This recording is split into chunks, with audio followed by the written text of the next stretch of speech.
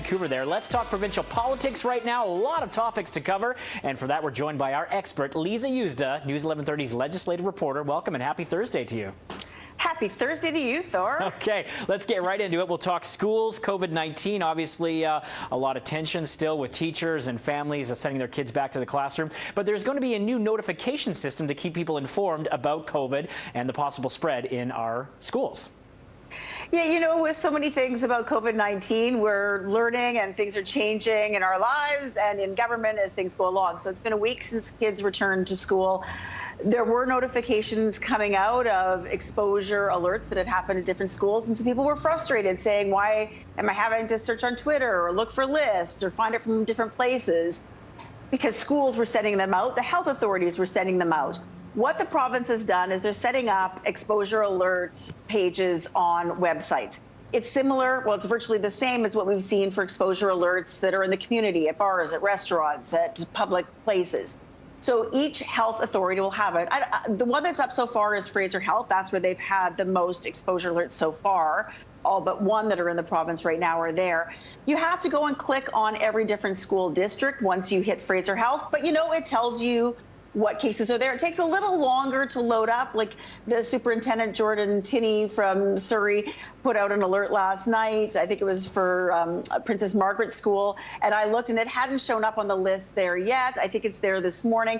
So, you know, it's not perfect, but it is a way for people to find out of what's going on outside their school. If it happens at your school, if there's an alert, they're going to let you know if you were at risk. And they've been letting the entire school population know this is happening at your school. So if it's right in your immediate vicinity, you're going to know. But for people who want to know more broadly what's going on across the province, they'll be able to look that up. Okay, might take some time to navigate through that, but at least the information is accessible.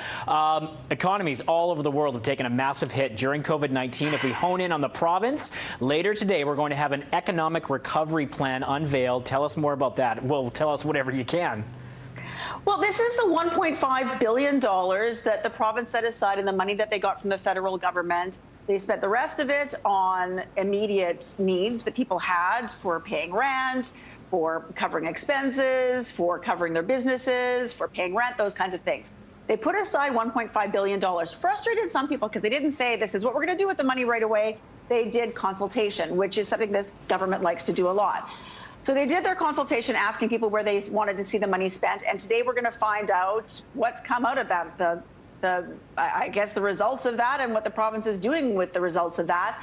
One place we expect to see money and that people have been clamoring for is for the tourism industry. That has been so badly hurt. We know that people, of course, in the province have been filling campgrounds and hotels around BC and some people coming from other provinces as well, but not getting the international dollars that many industries survive on. So that's something that's expected. Unclear what it's going to be. I've heard rumors that it's going to be a rebate, which some people say is looking like they're doing a lot because they're saying we're going to give you this money back, but people actually have to spend the money first for businesses to benefit from it. Also expected to see how this will continue going, working with the federal government. There's going to be money coming from the Fed, so looking at how we're going to keep supporting people. This is not going away anytime soon, so we're going to need money to help people going through this for the year, if not longer, to come. All right, Liza, we're almost out of time, but what's your gut telling you about this possible fall election speculation? My gut says I really, really, really don't want it because I would like to just have normal life for a bit, but I'm hearing from a lot of people who know a lot more than me that there's a very good chance that this could happen. Some of them telling me a month ago that maybe it was like 50% and they're up above 90% now. There's a lot of factors to weigh in here.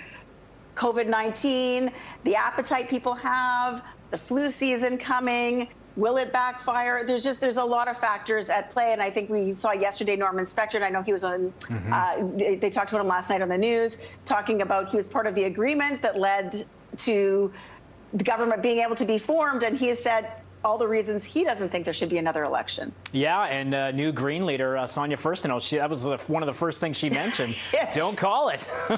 Not mincing words, not wasting any time. All right, exciting times to come. Thank you, as always, for your time and your insight, Liza. Thank you. All right, you have a wonderful day. That's Liza Yuzda from News 1130. And coming up,